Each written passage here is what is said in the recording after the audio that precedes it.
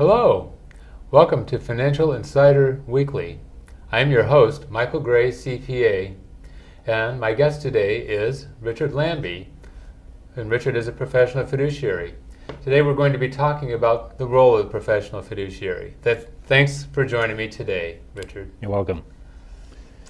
So the first question really is, why would someone choose a professional fiduciary or a trust company instead of a family member or a friend as a conservator or a trustee or an executor?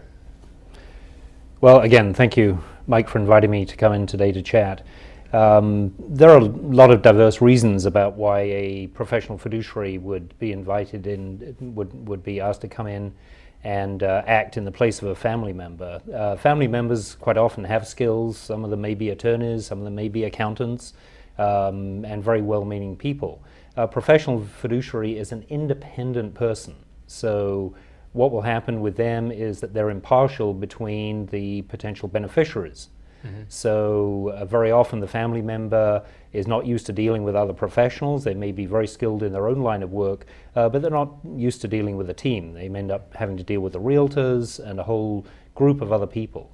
Professional fiduciary has special training and a background in dealing with a whole variety of issues relating to probate estates, trusts, conservatorships, powers of attorney, advance directives, all of those different types of documents that we get asked to come into. Mm-hmm. Probably on a percentage basis, a professional fiduciary may get involved in 5% of the total cases. So usually it would be a family member.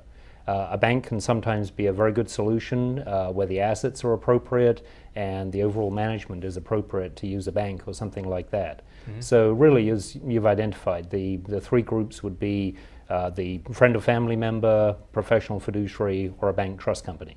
Mm-hmm. Okay.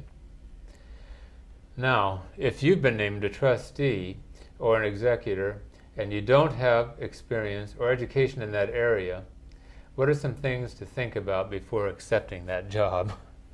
Well, you're absolutely right, Mike. You want to be very careful before you accept the job. And I just like to make that point that if you are named in a will or a trust, it is a nomination. It's not an absolute duty. So you should consider whether or not you should dive into that.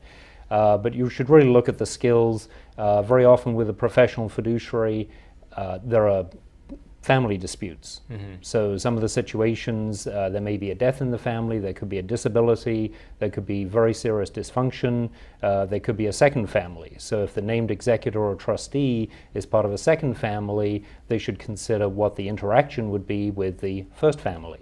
So there are a lot of very diverse reasons as to why the family member should be very careful stepping into that role.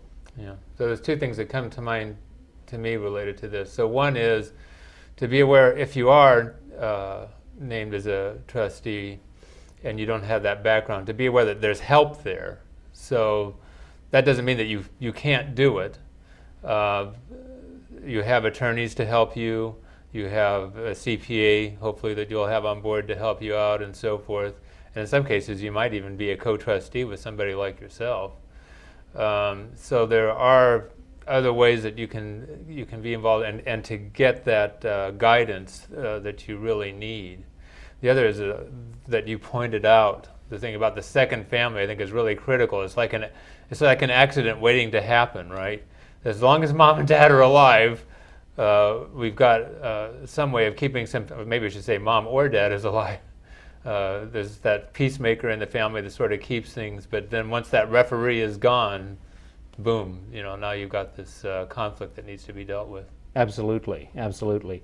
And very often with the death or the disability of an elder, it raises all the emotional levels. And as you say, the glue that held the family together may dissipate, and the tremendous history that goes decades back could come to the forefront.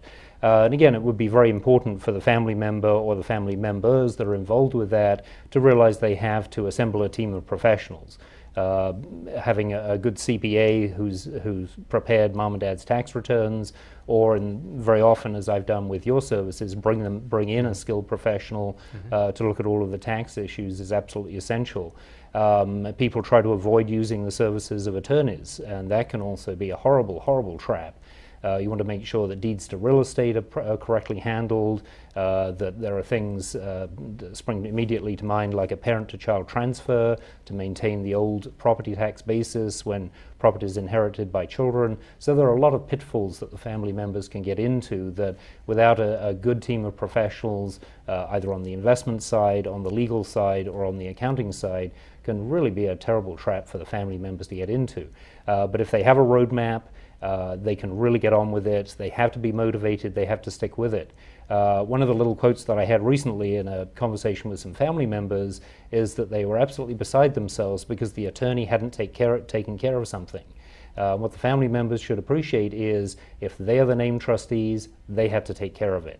It is not the sole responsibility of the attorney, the accountant, or the investment professional as the named trustees or executors or conservators. It's their absolute sole responsibility. Right. And they need this guidance, though, about what needs to be done. There are just a lot of details that need to be handled when you're handling an estate or a trust.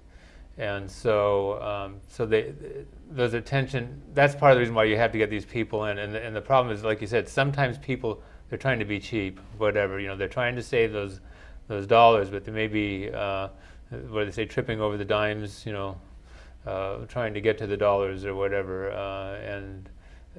So penny wise and pound foolish, as the old saying goes. Right. Well, what standards does a professional fiduciary have to meet in California in order to be licensed? And how many trusts do you need to manage before you're subject to these requirements? Just going from memory on that, if you're managing for non-family members, this is outside of your own family, 2 or more trusts, then you should look into getting licensed. And in terms of the background for licensing, the rules are very clearly set out. The Department of Consumer Affairs has a fiduciary bureau, so any member of the public can log on to that and find out the qualifications, the entry requirements for a fiduciary. But very often, if I can go off track in technical terms and give you what I've seen over the years, I've been involved with my professional association, the Professional Fiduciary Association of California, PFAC, for the last 13, 14 years.